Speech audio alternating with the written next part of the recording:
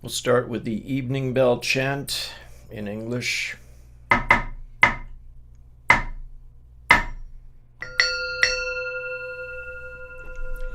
Hearing the sound of the bell, all thinking is cut off.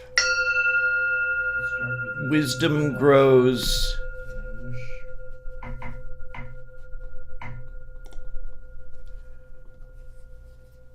Enlightenment appears. Hell is left behind. The three worlds are transcended. Vowing to become Buddha and save all people, the mantra of shattering hell.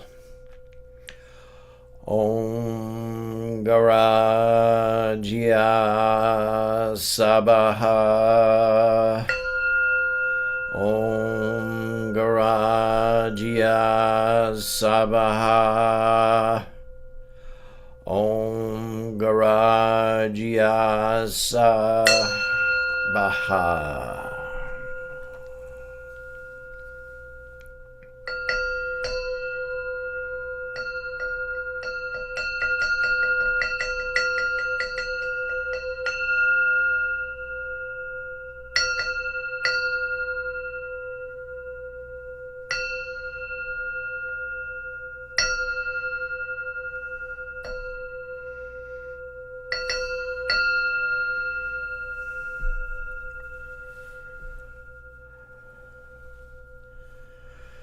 We'll take refuge.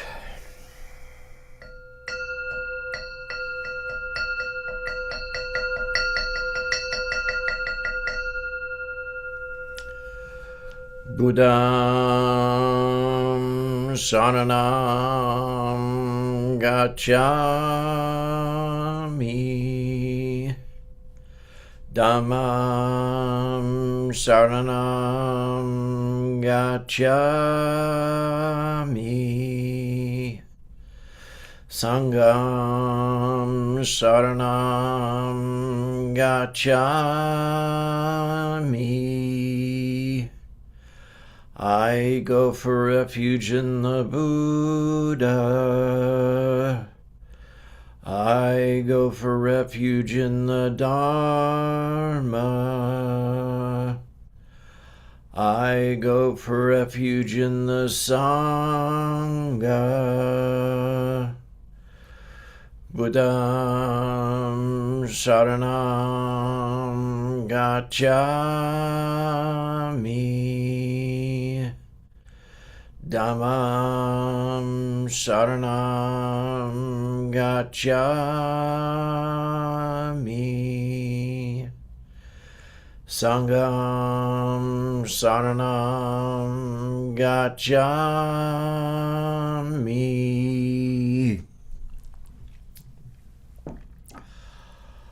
Okay, so here we are, another Monday evening or Tuesday morning meditation.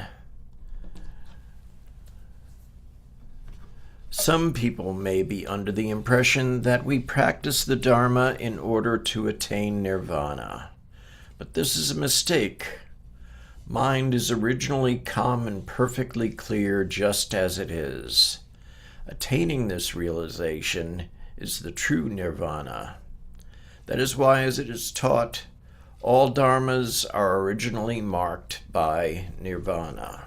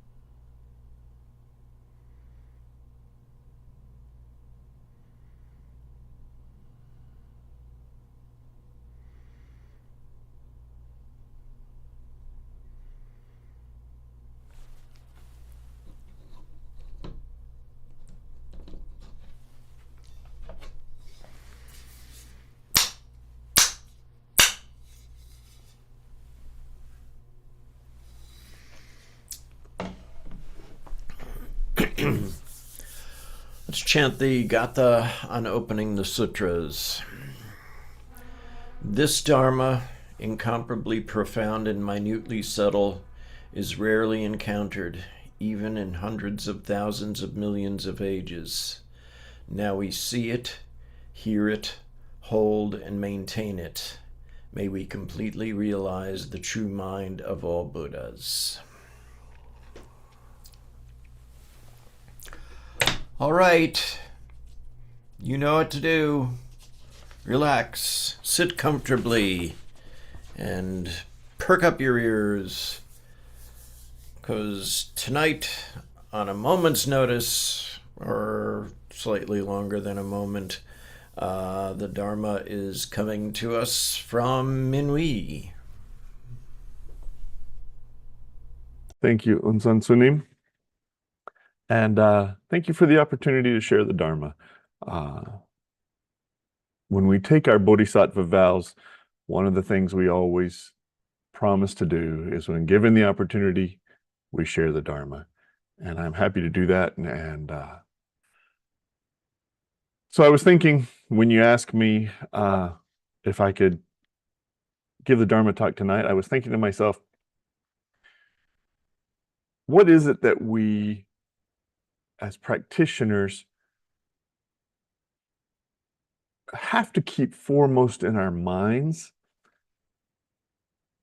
in order to relieve our own suffering and the suffering of all others? Shunryu Suzuki called it beginner's mind. Our great ancestor in our tradition, Sung San, called it don't know mind. And I'm going to talk a little bit about don't know mind, beginner's mind, ordinary mind, that concept that helps us let go. I'm sure you've all read it a dozen times, if, like me, you grasp onto these words from Sung San. But in his book, Compass of Zen, he has a exchange with a student. A new student comes in and asks him, Sun Sanim, why are you always having us chant in Korean? Why do we wear these robes? Why do you have this East Asian teaching that's supposed to be important to us? Why? How is this applicable to us in America now? And Sung San answered in a way that cut straight to the heart of his teachings and straight to the heart of Zen. His response, very clearly, I don't teach Korean or Mahayana or Zen. I don't even teach Buddhism. I only teach don't know. 50 years here and there, teaching only don't know. So only don't know, okay? And then I'm sure Sung San in his teddy bear of thunder style just laughed out loud. Because he was a well-known teacher, even at this time. He was a well-known teacher of Korean Zen. And we still call it that. We still call it Korean Zen. But that's not what he said he taught. And what he was trying to teach is what we all have to learn to let go of our suffering. I've told you before, after the terrorist bombings in Indonesia in 2002, in which I was called to duty, I was a consular officer, and I had to identify the Americans who were killed in the tropics, the stench of decaying bodies, the sight of body bags, hopefully covered with ice some days. Some days they ran out of ice. The sights, the smells, the sounds, the mental anguish of people who had lost their loved ones. affected me greatly, and I fell into years of PTSD from this. And in an effort to try to let go of my PTSD, in order to put it all down, I began my journey into meditation and eventually to Zen. And I found this teaching from Sung San to be the ultimate release. Sung San's teaching of don't know, only don't know, is this ultimate, uncompromising core of this path we call Zen. Don't know mind is not this state of uneducated ignorance, laziness, passive confusion, or flat out just ignorance. It's none of those things. It's the mind that exists right before we think, before our first inkling of conceptual thought. That's don't know mind. That's beginner's mind. It is completely clear, vast, open to possibilities, instantly responsive, and entirely alive. It is the immovable foundation of our meditation practice and the true expression of our true nature. To practice effectively with this don't know mind, we have to come to understand what don't know actually feels like. As I said before, it's that literal mind before thinking occurs.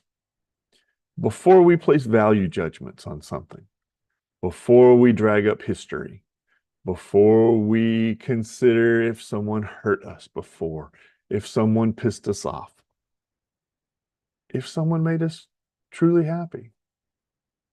It's before all of those things.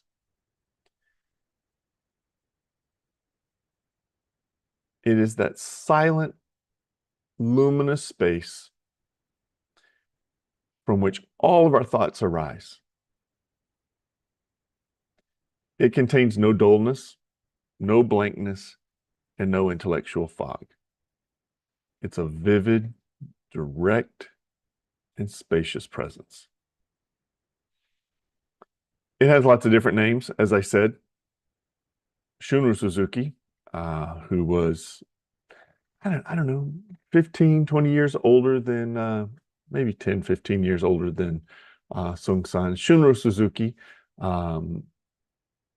died around 1970. But we still have his Zen Mind, Beginner's Mind as a book that is kind of a pointer for all of us in the West of this practice.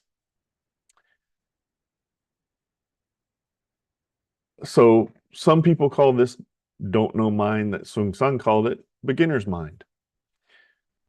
Some people, like Nagarjuna, called it emptiness or suchness, our original nature, Buddha mind. My favorite old Chan master, Matsu, called it ordinary mind. When we touch this, these are all just different names for this same concept, this same exact reality. When we touch this space of don't know mind, we are able to put it all down. My PTSD that I carried around for years always was this deep rabbit hole where if I let my mind wander into that rabbit hole of remembering the pain, the sorrow, the smell, the sights, I would spiral into this hole that mentally was so hard to get out of.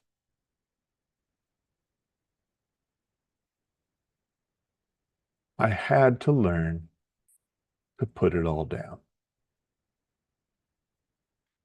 We let go of our heavy opinions, our tightly held stories, our hardwired judgments, if only for a single breath, for a single moment.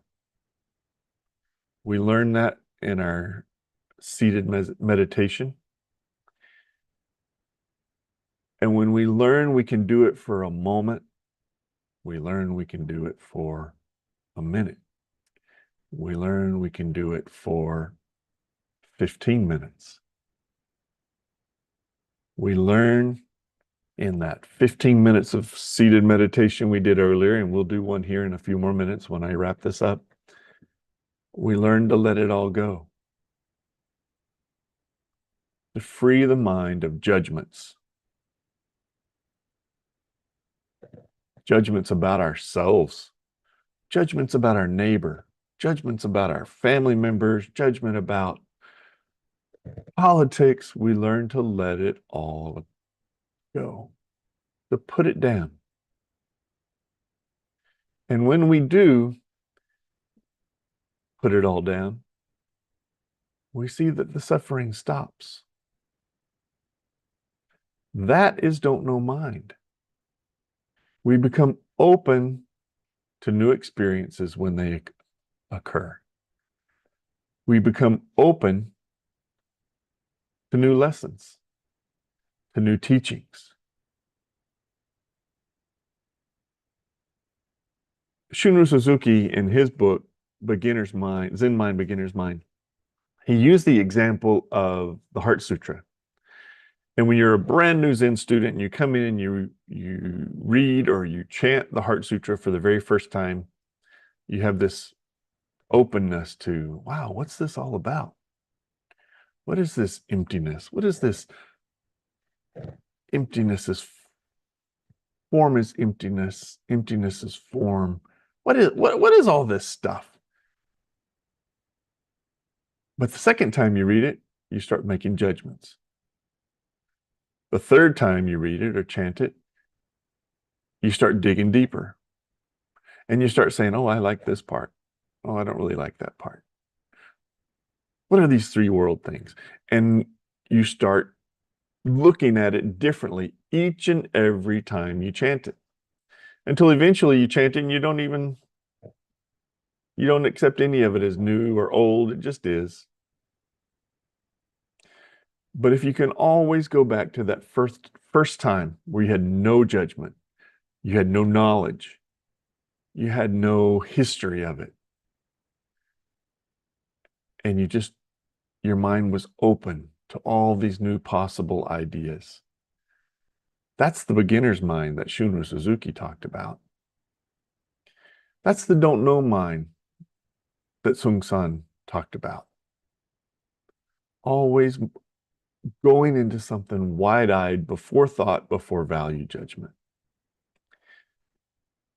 The radical dropping of our knowledge of all these preconceived ideas and learnings that we think we have. This radical idea of dropping it all is vital because our analytical mind can never solve our fundamental existence of suffering. The conceptual brain is an engine of division. We're constantly creating dualities. Me and you, them and us and them, right and wrong, red and blue politically, good and bad. We're constantly creating dualities. And that creates comparisons.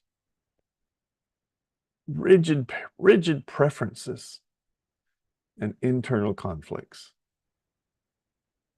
And the moment we drop our thinking, we drop the fictitious, fragile self that clings so desperately to these types of thoughts.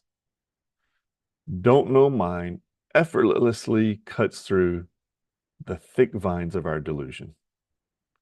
When we abandon these fixed views,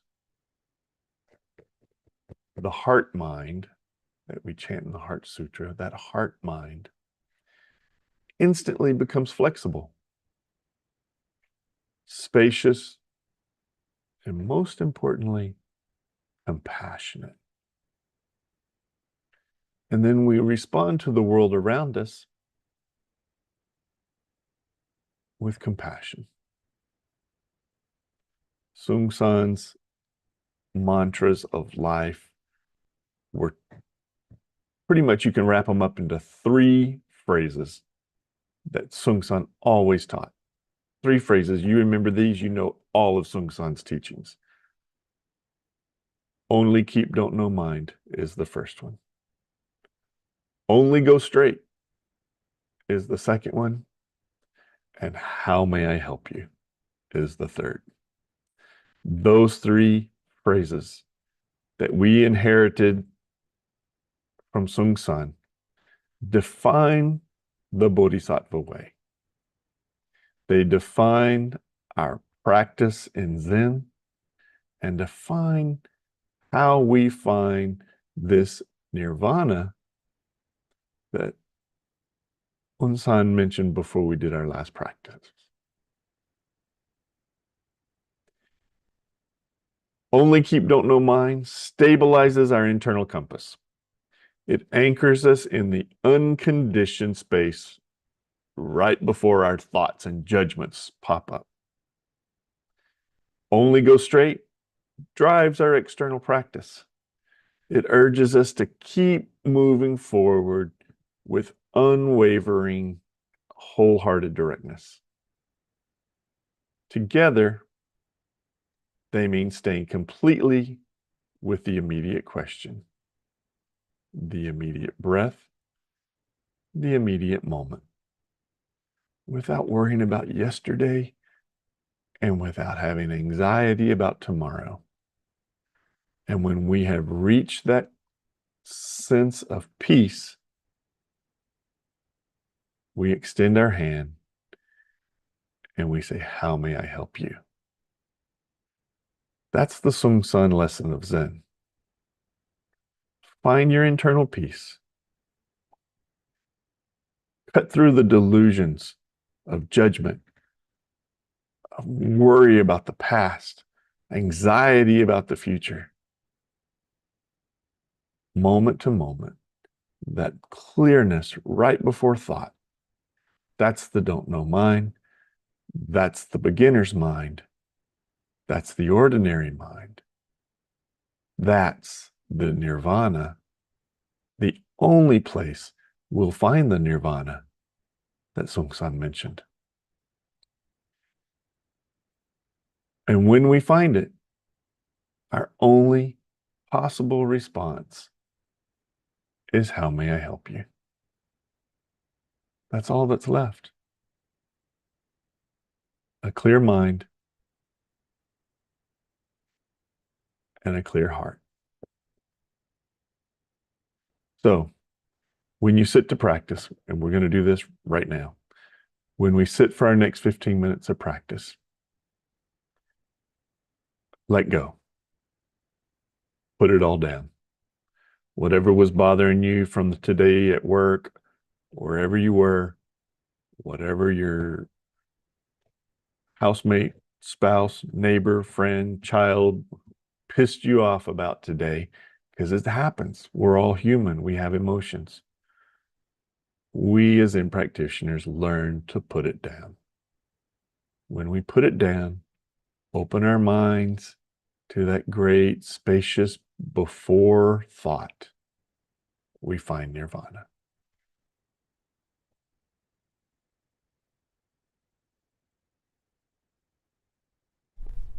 Thank you for your teaching.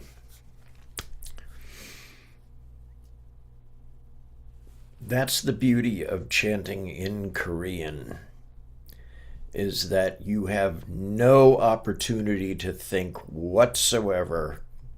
You're hanging on by the seat of your pants, listening to everybody else, listening to the muktak, listening to yourself, and just like totally in the moment, totally before thought, totally. How many bas are there in a row? I'd better listen. So, as you said, back to meditation. Another one from Sosan. If a poor man comes begging from you, give him what he needs according to your means. Have great love and great compassion, considering him as if he were part of your own body. This is true charity, or dana, true sharing, true giving.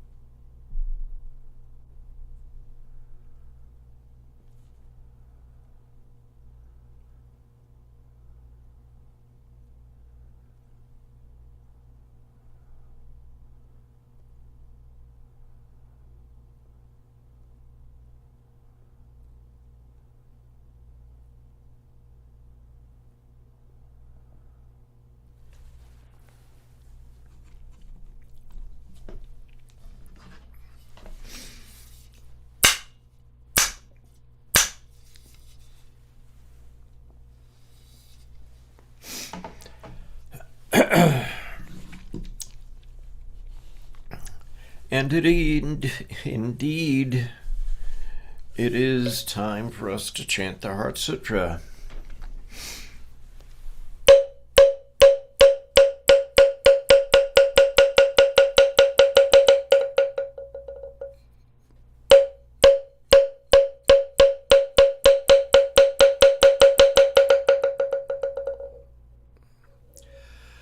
Mahaprajna Paramita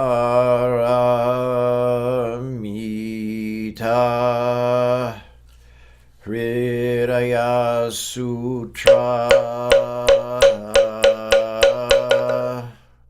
Avalokiteshvara Bodhisattva, when practicing deeply the Prajna Paramita, perceives that all five skandhas are empty and is saved from all suffering and distress. Shariputra, form does not differ from emptiness. Emptiness does not differ from form. That which is form is emptiness. That which is emptiness, form. The same is true.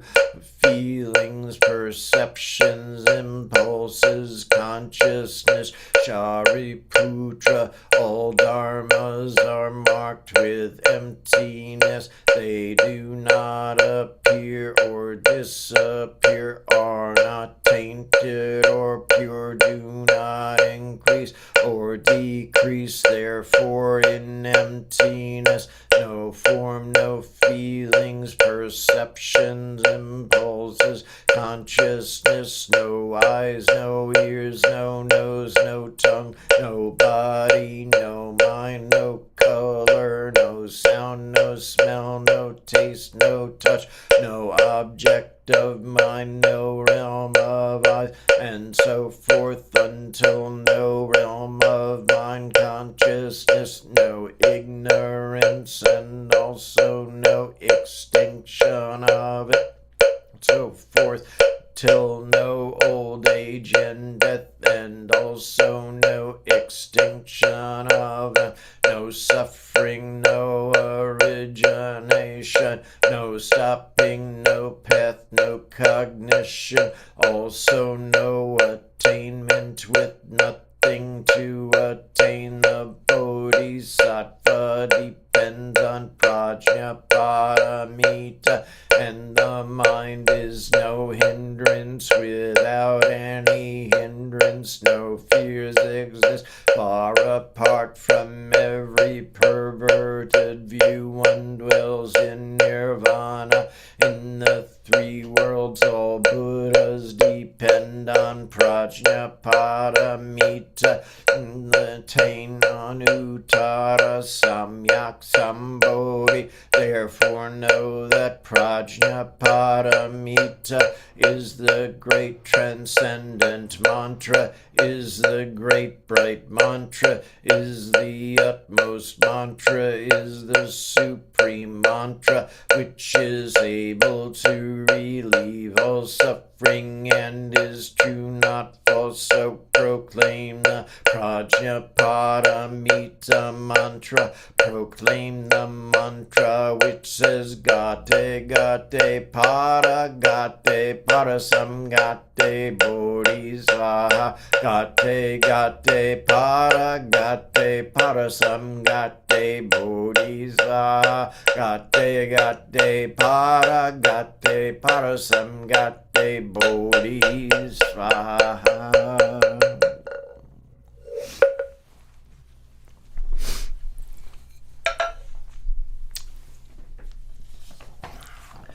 We'll chant Venerable Wanji's loving kindness meditation.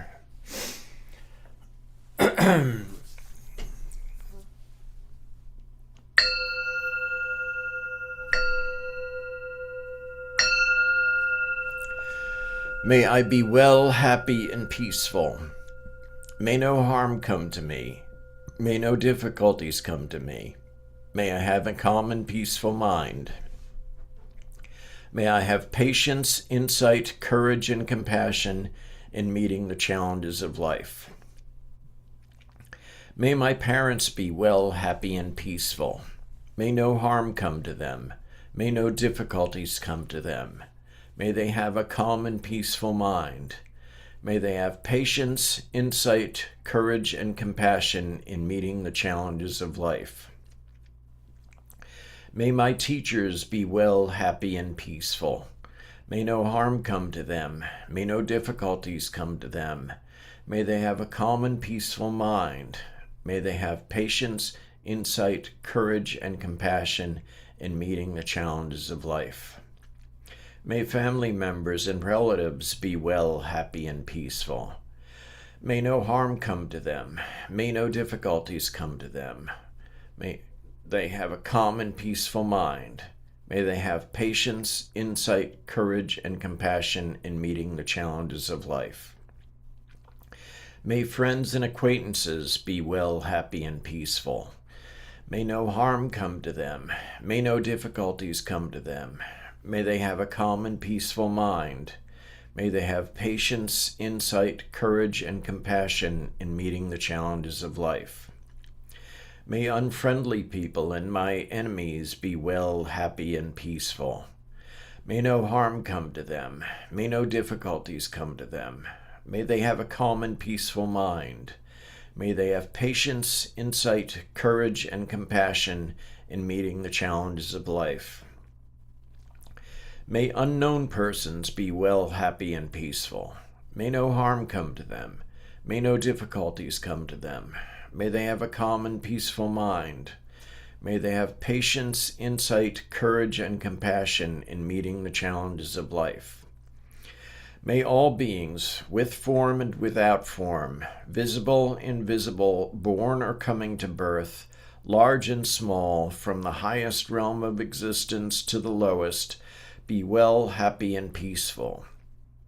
May no harm come to them. May no difficulties come to them. May they have a calm and peaceful mind. May they have patience, insight, courage, and compassion in meeting the challenges of life.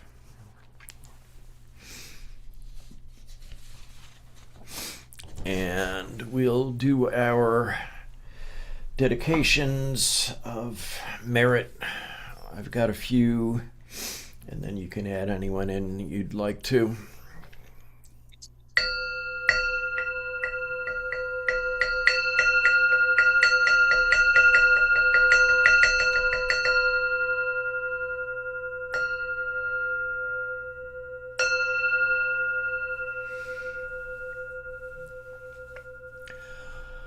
All sentient beings are one seamless body and pass quickly from birth to death.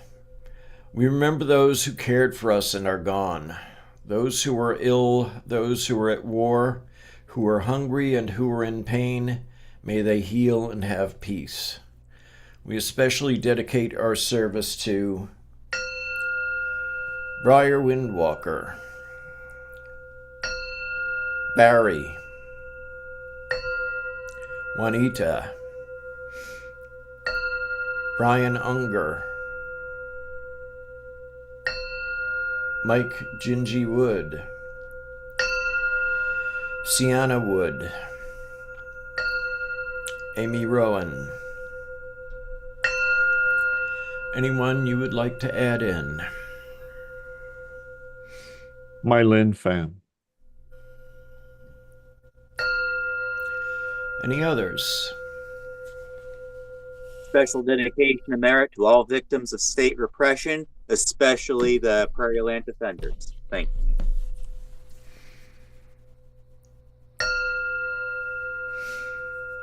All beings in the 10 directions subject to the greed, hatred, and delusions of themselves and others.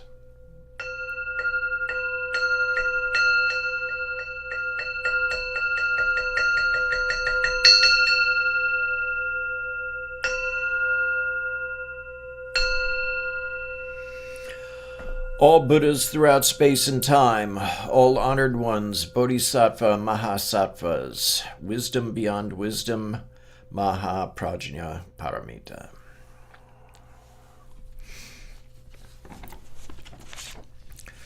We'll recite our faith and practice vow.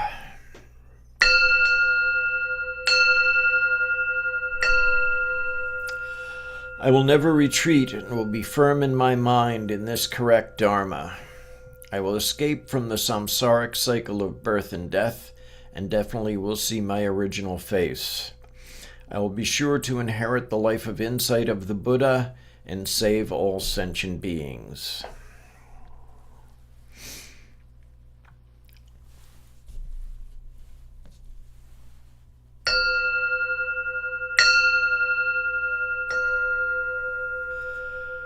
The spiritual source shines clearly in the light. The branching streams flow on in the dark. Infinite realms of light and dark convey the Buddha mind. Birds and trees and stars and we ourselves come forth in perfect harmony. We practice and recite this for all beings in grateful thanks to our many guides along the way. And Minwee, would you like to give us the 4 great Bodhisattva vows?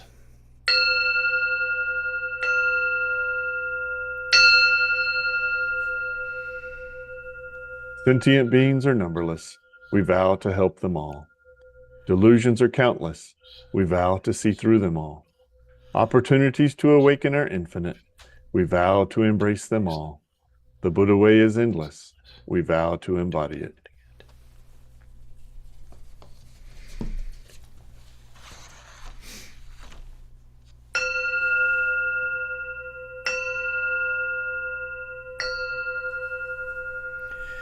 It is extremely difficult to get a human body, so don't waste the opportunity to practice hard.